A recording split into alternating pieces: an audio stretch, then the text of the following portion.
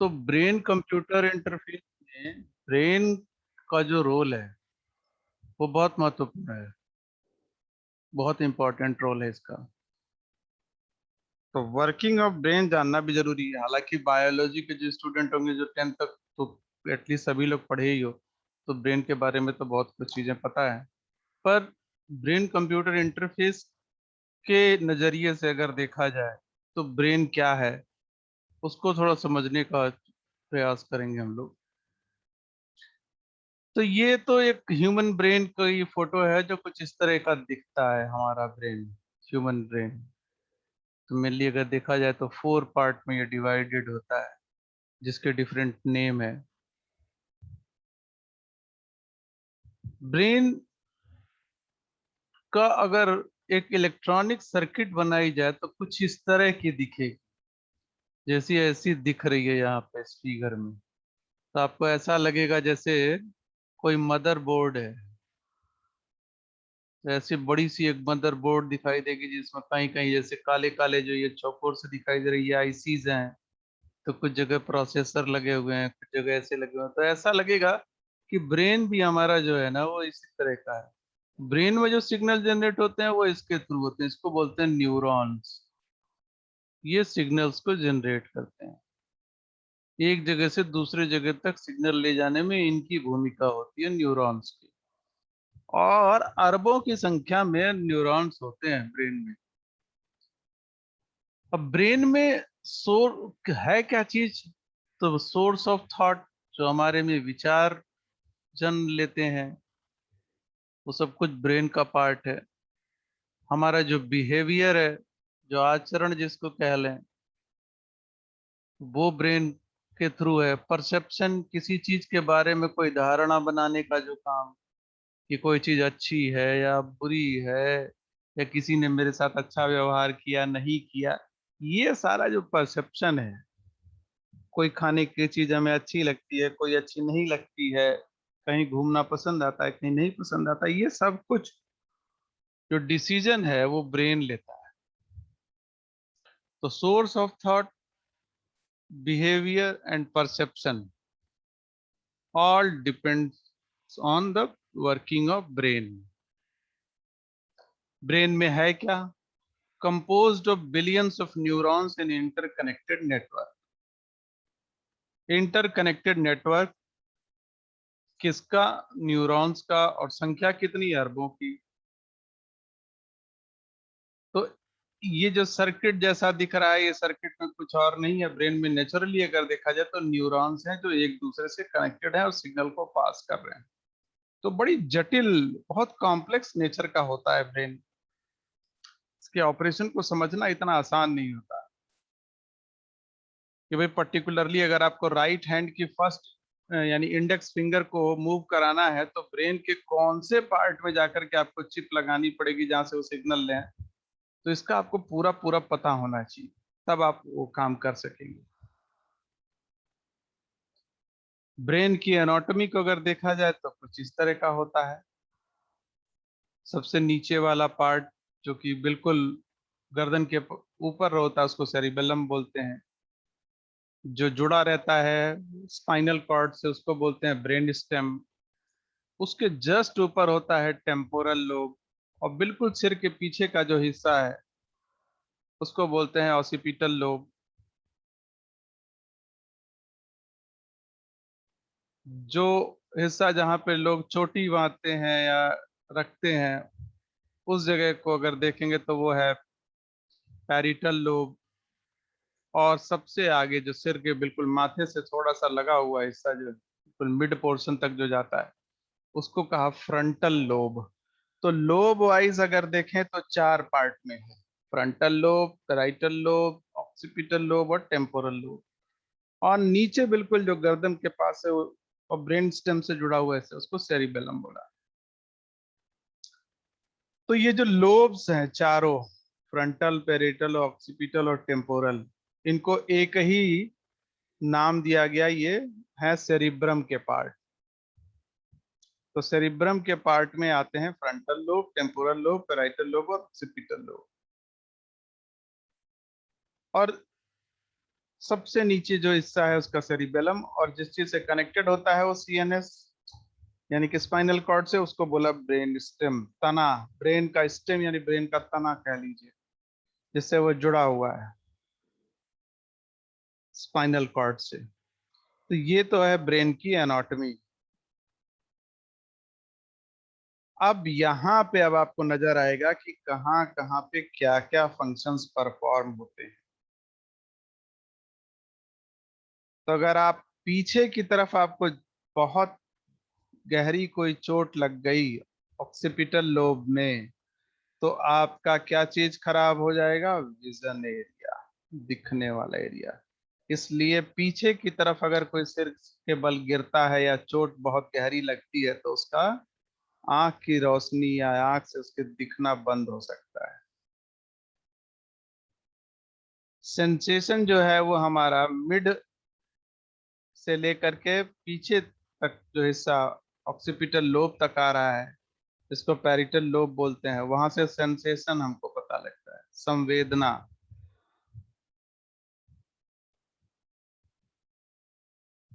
यानी जितनी भी संवेदना से जुड़ी हुई चीज है, मीठा लग रहा है, तीता लग रहा है, ये सब जो हम कहते हैं, बहुत ज्यादा नमक है या नमक नहीं है, सेंसेशन यानी स्किन को आपको कोई टच कर रहा है, तो ये सब कुछ आपके यहाँ से पता लगता है, पैरिटल लोब से। मूवमेंट आपकी वो फ्रंटल लोब डिसाइड करता है। प्रॉब्लम सॉल्विंग प्लानिंग जो है वो फ्रंटल लोब डिसाइड करता है। बिहेवियरल कंट्रोल इमोशंस जो है वो फ्रंटल लोब डिसाइड करता है। तो बहुत गहरी चिंता में कोई हो तो आप देखेंगे माथे पे सिर लगा के बैठा रहता है, वो कुछ सोचता रहता है, उसके हाथ जो है वहीं पहुंच जाते हैं, तो उसको ऐसा लगता है कि वो उस जगह, वो एरिया उस ब्रेन का उस वक्त ज्यादा वर्किंग पोजीशन में। सिर पकड़ के बैठे रहते हैं लोग, तो सिर देखते तो पीछे पकड़ के नहीं बैठते हैं लोग, आगे पकड़ के बैठे रहते हैं सिर को। बहुत सोच में है, बहुत सोच रहे हैं, तो प्रॉब्लम सॉल्विंग प्लानिंग जो है वो फ्रंटल लोब में हो रही होती है। बिहेवियर, इमोशंस को कंट्रोल करने का, मूवमेंट को कंट्रोल करने का। कान के जस्ट ऊपर बाएं और दाईं ओर जो है वो होता है टेम्पोरल लोब, ये मेमोरी का है। यहाँ पे अगर चोट आए या कुछ आपको इंजरी हो गई तो मेमोरी लॉस हो सकता है। शब्द जो कहे जा रहे हैं उन शब्दों का अर्थ क्या है वो ये बताता है, क्योंकि यहीं पे मेमोरी है। यहीं पे आपने शब्दों का स्टोरेज करके रखा है कि किन शब्दों का अर्थ क्या होता है, इसकी जानकारी आपने यहीं पे स्टोर करके रखी है टेम्पोरल लोब में। अगर यहाँ पे कोई दिक्कत आ गई तो भले आप शब्द का अर्थ पहले से जानते रहे हो, लेकिन अब अगर यहाँ पे कोई दिक्कत आ गई तो अब आपको कुछ भी कोई कहता रहे याद नहीं आएगा। जैसे बहुत सारे लोग जो है चोट लगने के बाद या बुजुर्ग होने के बाद, काफी बुजुर्ग हैं तो उनकी याददाश्त चली जाती है, लोग कहते हैं कि याददाश्त चली गई है। एक्चुअल में क्या है, उनकी मेमोरी जो है वो अब काम नहीं कर रही। तो उनको वो चेहरे तो दिख रहे हैं पर वो चेहरे किस नाम से जुड़े हुए थे वो नहीं याद आ रहा, तो वो आइडेंटिफाई नहीं कर पाते। तो यहाँ बताने का अर्थ सिर्फ इतना है कि किस जगह पे कौन सा सेंसर प्लेस किया जाएगा जब इन्वेजिव होगा, इनसाइड लगाया जाएगा तो, या आप सिर के ऊपर ही लगा रहे हो तो कहाँ से कौन सी इंफॉर्मेशन आपको लेनी है ये आपको पता होना चाहिए। तो इसका पता इस डायग्राम से काफी कुछ लग सकता है।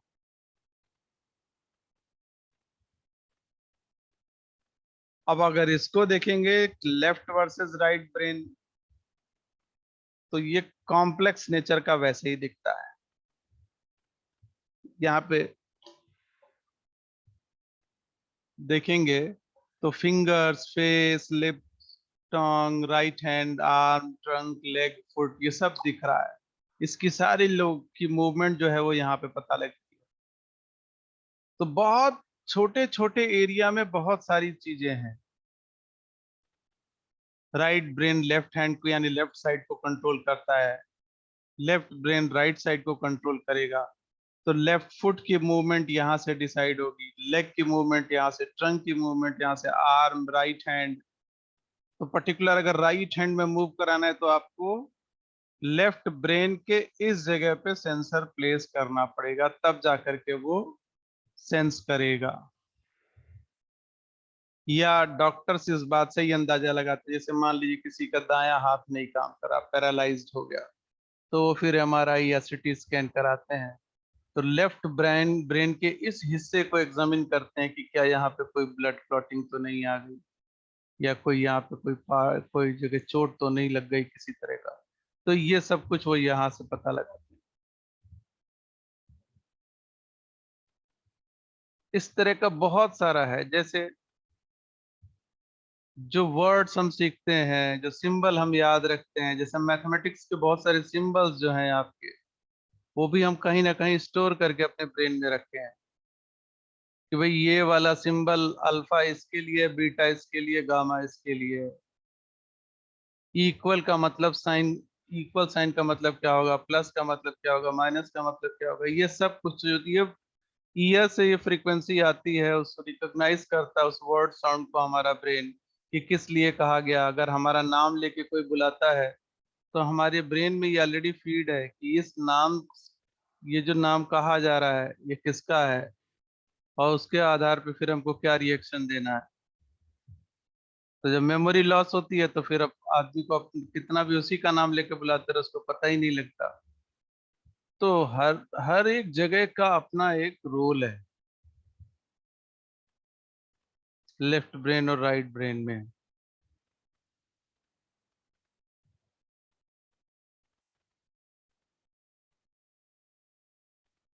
नर्वस सिस्टम, नर्वस सिस्टम में अगर आप देखें, ब्रेन और स्पाइनल कॉर्ड इतना ही मिल करके आपका सीएनएस होता है, सेंट्रल नर्वस सिस्टम। बाकी जगह तो मसल्स और नर्व्स गई हुई हैं सिग्नल पहुंचाने के लिए, यानी उस काम को कराने के लिए। पर कंट्रोलिंग जो है वो ब्रेन और स्पाइनल कॉर्ड के पास है। तो ब्रेन, ब्रेन के नीचे का हिस्सा हो गया सेरिबेलम, फिर स्पाइनल कॉर्ड। तो स्पाइनल कॉर्ड में भी कई पार्ट हैं, इंटरकोस्टल नर्व है, रेडियल नर्व्स हैं। इन सारे के थ्रू जो सिग्नल जनरेट होगा वो डिफरेंट मसल्स को जाता है। तो नर्व्स पूरे शरीर में फैली हुई है, वो सिग्नल यहीं से लेती हैं, ब्रेन और स्पाइनल कॉर्ड से। और बहुत सारे तरह की नर्व होती हैं, radial nerve, median nerve, femoral nerve, muscular branches of femoral nerve, tibial nerve, common peroneal nerve, deep peroneal nerve, superficial peroneal nerve. तो इस तरह की जो नर्व्स हैं, तो दो तरह से आदमी के शरीर के अंग काम नहीं करते। या तो उस पर्टिकुलर पार्ट में कोई इंजरी हो जाए, तो वो नर्व डैमेज हो गई। अब ब्रेन से तो सिग्नल इस नर्व तक आ रहा है, लेकिन अगर इस पैर में, इस पूरी नर्व में कहीं कोई चोट लग गई, तो यहाँ तक तो सिग्नल आएगा, पर ये राइट फुट मूव नहीं करेगा क्योंकि ये नर्व डैमेज हो गई। और दूसरा क्या कारण हो सकता है कि ये नर्व तो ठीक है, लेकिन ये नर्व जहां से सिग्नल लेके आ रही है ब्रेन में, उस ब्रेन के उस हिस्से में कहीं कोई प्रॉब्लम हो गई, तो वहीं से सिग्नल नहीं चल रहा, वहीं से सिग्नल नहीं आ रहा, तो वहां से सिग्नल नहीं आ रहा, तो यहाँ तक नहीं है। जैसे आपके घर में लाइट आती है, तो अब लाइट के आने से कोई ना कोई डिवाइस वर्क करती है। टीवी मान लीजिए आपके घर में लगी हुई है, तो टीवी नहीं चल रही है, तो दो प्रॉब्लम हो सकती है। या तो टीवी के इंटरनल सर्किट में कोई प्रॉब्लम हो, या फिर जहां से लाइट आ रही है आपके घर में, वहां कोई प्रॉब्लम हो। तो आप इस तरह ही तो चेक करते हैं कि अगर कोई चीज काम नहीं कर रही है आपके घर में, तो पहले तो ये चेक करते हैं कि बिजली है या नहीं।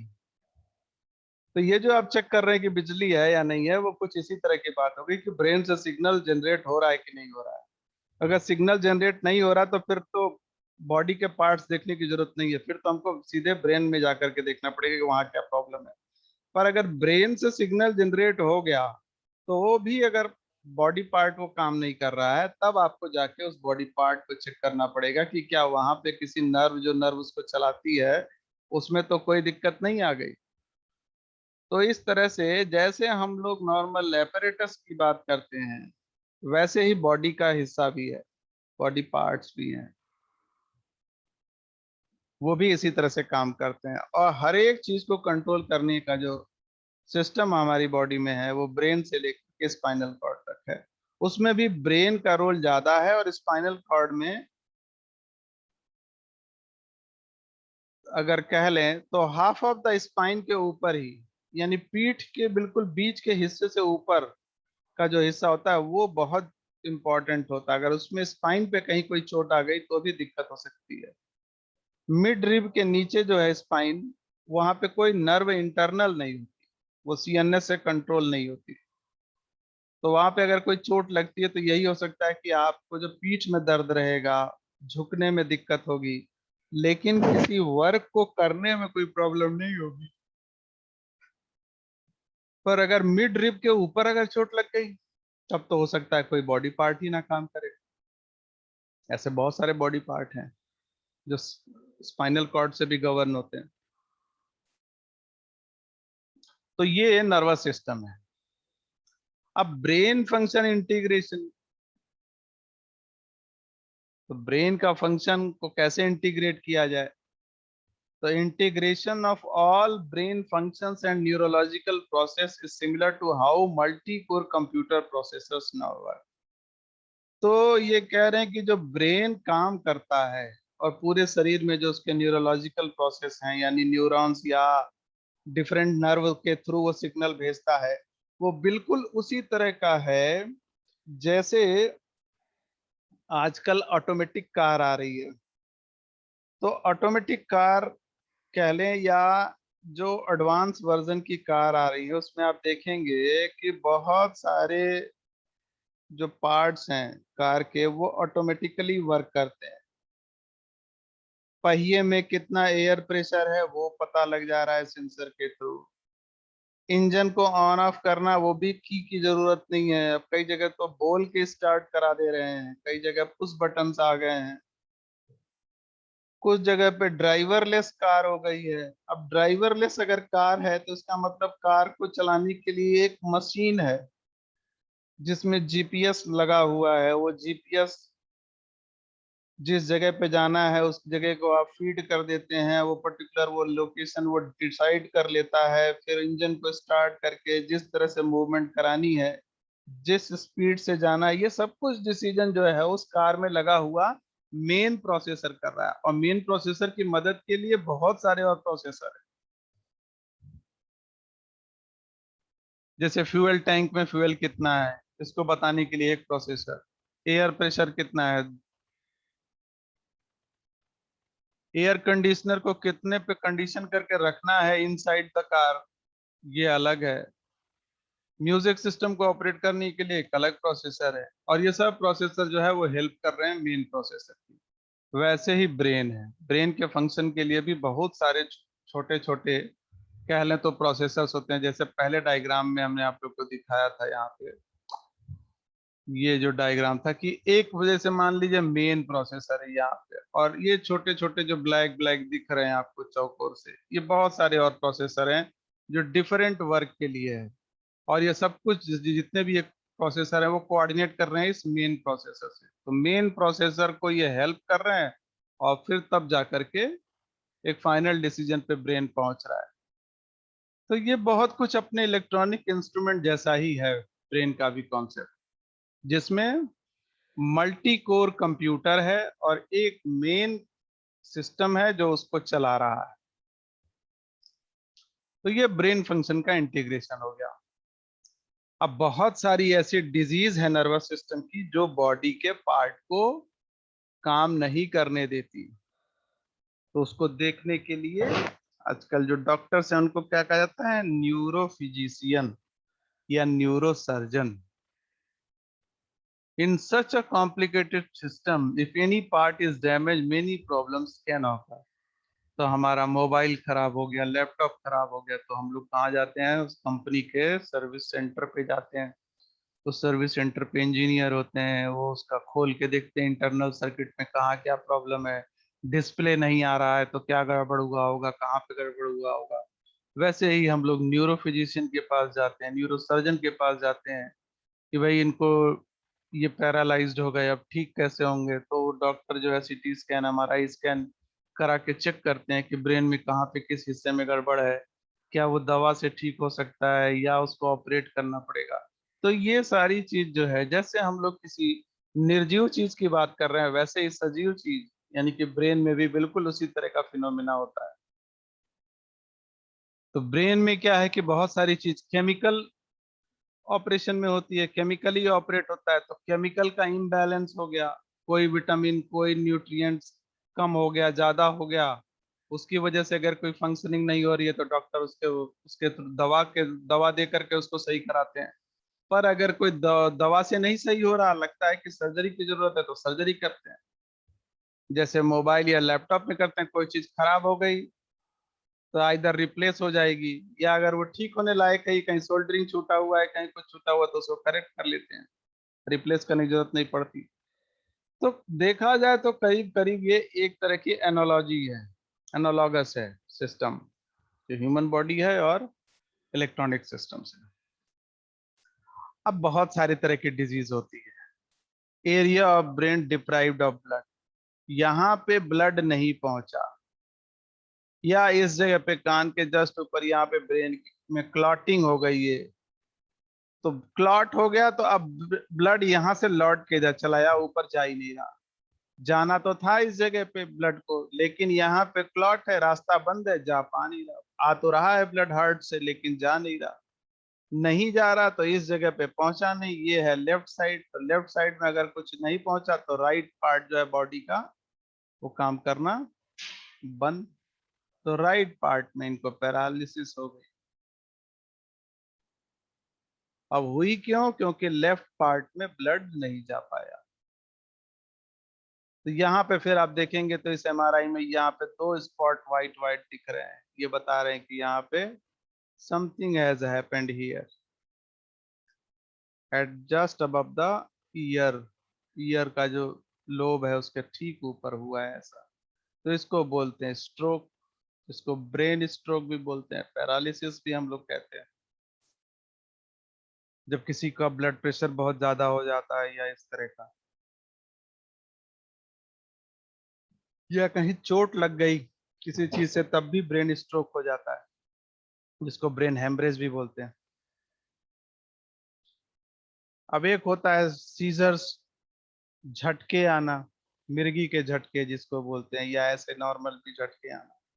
उसमें होता क्या है कि कुछ देर के लिए, जैसे आप ऐसे समझें कि स्पीड ब्रेकर है, तो स्पीड ब्रेकर भी इतना ऊंचा बना दिया कि गाड़ी आकर के वहां थोड़ी देर के लिए रुक रही है, फिर रंबलिंग स्ट्रिप जैसा है, तो फिर उसको पार की, फिर दूसरी रंबलिंग स्ट्रिप पे आई, तो फिर थोड़ी देर के लिए रुकी, फिर रंबलिंग स्ट्रिप, ऐसा 10 स्ट्रिप लगातार है।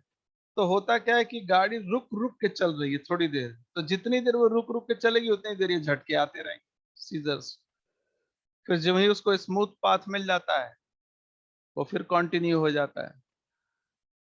तो ये जो ब्रेन में स्पीड ब्रेकर बन गए बड़े बड़े, उसको रिमूव करने का तरीका फिर डॉक्टर निकालते हैं। उसका भी वही तरीका है, दो तरीके से, या तो हम जो है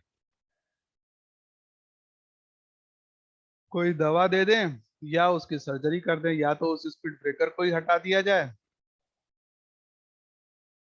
और स्पीड ब्रेकर भी कैसे आ सकता है? किसी किसी में सीजर्स जो आते हैं, झटके जो आते हैं, वो जन्म से नहीं आते, एज हो जाने के बाद, बड़े हो जाने के बाद अब उनके झटके आने लगते हैं। अब वो क्या कारण है भाई? वो कारण ये है कि ब्रेन में ट्यूमर डेवलप हो गया, जिसको ब्रेन ट्यूमर बोलते हैं। तो ट्यूमर की साइज जब छोटी थी तब तो ब्लड पास होने दे रहा था, फिर जैसे जैसे उसकी साइज बड़ी होती जा रही थी, वहां पे ब्लड के फ्लो को रोकता गया, तो वो फिर क्या हो गया, झटके आने शुरू हुए। फिर या तो बॉडी के पार्ट ने काम करना बंद कर दिया, तो वहां भी वह डॉक्टर उसको ऐसे ही पता लगाते हैं, और फिर उसको इधर दवा से या सर्जरी से उसको दूर करते हैं। पार्किंसन डिजीज, हाथ और पैर कांपते हैं लोगों के, आपने देखा होगा, ग्लास नहीं पकड़ पाते हैं, पेन नहीं पकड़ पाते हैं, लिख नहीं सकते हैं, क्योंकि कंट्रोल नहीं हो रहा। हाँ, दिमाग से तो आ रहा है कि भाई ये कंट्रोल होना चाहिए, पर हो नहीं रहा। जैसे इस डायग्राम में आप देखेंगे तो राइट साइड में जो ब्रेन है वो नॉर्मल है, लेकिन ये जो लेफ्ट साइड में अगर आप देखेंगे तो ब्रेन का एक हिस्सा जो लेफ्ट तरफ का है वो कुछ सूख गया है, दब गया है ये हिस्सा। अब है क्या, इसकी वजह से इनका राइट साइड जो है वो पार्किंसन में आ गया, यानी राइट में पैरों का चलने में दिक्कत, राइट हैंड से पकड़ने में दिक्कत। तो ये सब जो है वो ब्रेन के थ्रू हो रहा है। तो ये सब बताया इसलिए जा रहा है कि एक्चुअल में अगर मान लीजिए कि आगे आप इस टेक्नोलॉजी को पढ़ना चाहते हैं, करना चाहते हैं, तो आपको एक क्लियर अंदाजा होना चाहिए कि भाई अगर कोई पार्किंसन से प्रभावित मरीज है और उसके लिए आप कोई सिस्टम डिजाइन करने जा रहे हैं, तो ब्रेन के किस हिस्से में आपको ध्यान देना पड़ेगा, आपको कहाँ से सिग्नल लेना है, किस तरह के सिग्नल वहां से जनरेट होंगे, कैसे लेंगे।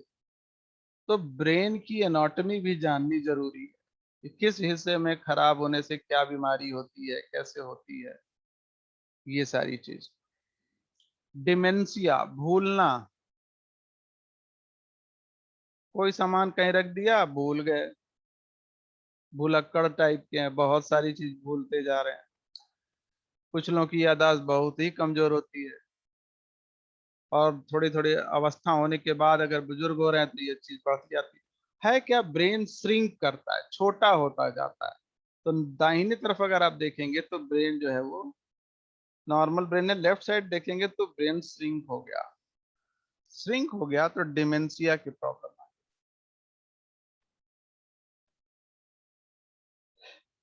आदमी भूलने लगा, याददाश्त उसकी कमजोर हो गई। Brain cancer. अब आप ये देखिए, ये नॉर्मल ब्रेन नहीं है इस पूरे एरिया में, और इस एरिया में अब ये सब जो है वो कुछ ट्यूमर या कुछ इस तरह का इंटरनल जो है डिजीज हो गई इसके। तो आप डॉक्टर ही बता पाएंगे कि क्या सर्जरी हो सकती है, क्या दवा हो सकती है इसकी। इस तरह की चीज तो बहुत सारे जगह पे हो जा रही है, खैर भगवान ना करे किसी को हो ये सब, बहुत खतरनाक चीज है। स्पाइनल कॉर्ड की इंजरी।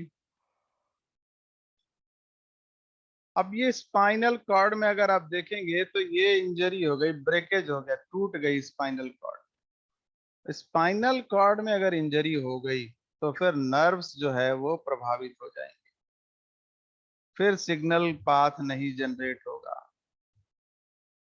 फिर आदमी के जो है फंक्शंस, बॉडी पार्ट्स की फंक्शनिंग बंद हो जाएगी, काम करना बंद कर देंगे। तो फिर आपको वहां से उसके लिए अल्टरनेट पाथ देना पड़ेगा, कोई तरीका खोजना पड़ेगा, क्योंकि उस आदमी को तो काम करना है, वो तो चाहता है कि वो काम करे। अब वहां पे रोल आपका होगा कि कैसे उसके सिग्नल्स जो जनरेट हो रहे हैं उसको पास कराएं, उससे वो काम करा पाए जो वो करना चाहता है पर कर नहीं पा रहा। तो फिर वहां पे टेक्नोलॉजी का रोल आ जाता है, और वही है brain computer interface. Neurological injury हो जाती है, जो न्यूरॉन्स हैं वो क्षतिग्रस्त हो गए, वो किसी कारण से खराब हो गए। Injury to the nervous system often causes irreversible damage. ऐसे डैमेज हो जाते हैं जिसको अब रिवर्स कर पाना, चेंज कर पाना मुश्किल है, यानी अब एक बार वो डैमेज हो गए तो हो गए। होगा क्या उसकी वजह से, रिजल्ट्स इन डिसेबिलिटी, काम ही नहीं हो पाएगा, काम नहीं कर पाएंगे कुछ नहीं। समटाइम्स डेवेस्टेटिंग, कुछ बार तो ऐसा होता है कि ये जो डिसेबिलिटी है आदमी को किसी भी तरह का काम करने लायक नहीं रखती, वो जीती जागती लाश की तरह। Occasionally results in very bizarre symptoms. और कभी कभी तो चोट ऐसी कहीं लग गई नर्वस सिस्टम में, अब उस आदमी की जो है वो अजीब सी उसकी, या तो कभी उसको याद आता है, अचानक से याद आता है, फिर अगले पल उसकी सारी याददाश्त चली जाती है क्या, नर्वस सिस्टम में है, चोट लगी। जैसे आप घर में बिजली के तार लगे हैं और कहीं कोई तार में जो है वो कट कट गया तार, और वहां पे स्पार्किंग हो रही है, तो स्पार्किंग हो रही है तो आप देखेंगे कभी कभी तो जो है करंट आ रही है तो लाइट या ट्यूबलाइट जल जाती है, फिर थोड़ी देर में करंट चली जाती है, फिर लाइट बुझ जाती है, फिर कहीं से हवा चली, वो जुड़ गया तो फिर जलने लगती है। तो इस तरह का सिस्टम नर्वस सिस्टम में भी हो सकता है कि नर्व्स जो है कभी कभी कनेक्ट हो पा रही हैं तो आदमी एकदम नॉर्मल दिख रहा है, नहीं हो पा रही है तो बिल्कुल सब कुछ भूल गया, सब कुछ गायब हो गया। तो कुछ इस तरह के सिम्टम्स आ जाते हैं। तो न्यूरोलॉजिस्ट जो है, न्यूरोसर्जन जो है, वो एक्टिवली ब्रेन की स्टडी को करते रहते हैं और इंजरी जो हुई है उससे वो नए तरह के जो उनके शोध कार्य हैं या यूं कह लें रिसर्च वर्क है या नए ट्रीटमेंट्स के जो तरीके हैं उसको वो अडॉप्ट करते हैं और उसके लिए फिर वो हेल्प मांगते हैं इंजीनियर से कि भैया ठीक है, अब ये तो दिक्कत आ रही है, अब ये इनकी ये प्रॉब्लम है, ये सही नहीं हो सकते, इनको हमको कोई ना कोई तरीके से हेल्प करना पड़ेगा। फिर वहां पे ब्रेन कंप्यूटर इंटरफेस का रोल आता है कि brain computer interface is one such example which helps the doctor to provide the facility for the patient. Why study the brain and nervous system, तो जरूरी क्यों पड़ा हम लोग को, हम लोग तो एज ए इंजीनियर हमको क्या पड़ी है ब्रेन के बारे में जानना, नर्वस सिस्टम के बारे में जानना। हम लोग को तो बीसीआई बनाना है, कंप्यूटर इंटरफेस बनाना है, इसकी क्या जरूरत है। तो जानना इसलिए जरूरी है क्योंकि ब्रेन जो है वो कंट्रोल सेंटर है और इस ब्रेन के बारे में भी बहुत कुछ ऐसी चीजें हैं जो स्टिल साइंटिस्ट नहीं जान पाए। Search for better understanding of brain function and brain repair, brain का फंक्शन को जानना और ब्रेन के रिपेयरिंग यानी कैसे रिपेयर हो, तो दोनों चीज की जानकारी आवश्यक है, ब्रेन कैसे काम करेगा और ब्रेन को रिपेयर कैसे करेंगे। The answer to these problems will rely not only on the current generation of physicians and scientist but also the future generation to come. तो अब ये सिर्फ डॉक्टर ही कर लें सवाल ही नहीं पैदा होता, क्योंकि डॉक्टर आजकल देखिए किसी भी चीज का कुछ होता है तुरंत टेस्ट लिखते हैं, टेस्ट करा के लाइए, एमआरआई कराइए, सीटी स्कैन कराइए। अब ये एमआरआई मशीन अगर किसी इंजीनियर ने नहीं बनाई हो, सीटी स्कैन मशीन ना बनाई हो, तो वो कहाँ से जान पाएंगे। तो एमआरआई और सीटी स्कैन के थ्रू फिर उनको दिख जाता है फोटो को, एक्सरे प्लेट जैसा जो होता है उसमें कि भाई अच्छा ठीक है, ब्रेन के इस हिस्से में जो है कोई प्रॉब्लम दिख रही है, तो पर्टिकुलरली इनके इस ऑर्गन में यहाँ पे परेशानी आ रही है। तो ये जो उनको हेल्प मिल रही है, ये जो अभी टेक्नोलॉजी के थ्रू टेक्नोक्रेट्स हैं वो उनको प्रोवाइड कर रहे हैं और फ्यूचर में भी इस तरह के और बहुत सारे हेल्प इंजीनियर्स उनको प्रोवाइड करते रहेंगे। तो इतना कुछ जो है वो ब्रेन के बारे में जानना जरूरी है, जिससे कि हम किसी ब्रेन कंप्यूटर इंटरफेस में डिजाइनिंग कर सकें इजीली। तो आज इतनी बात करनी थी, ब्रेन क्या है, ब्रेन की वर्किंग कैसे है, ब्रेन में कहाँ कहाँ पे क्या क्या चीजें हैं, ये स्लाइड में प्रोवाइड कर दूंगा आप लोग को, तो आप लोग इसको देख लेंगे कि कहाँ पे क्या है। क्योंकि क्वेश्चन चूंकि अब की बार एमसीक्यू आने हैं तो क्या किस तरह के क्वेश्चन आ जाएंगे कुछ पता नहीं, इसलिए थोड़ा सा ब्रेन के पार्ट्स को भी मैंने यहाँ बता दिया कि कौन से पार्ट से क्या बॉडी पार्ट रिलेटेड है, तो एक आपको ब्रीफ जानकारी मिल जाए।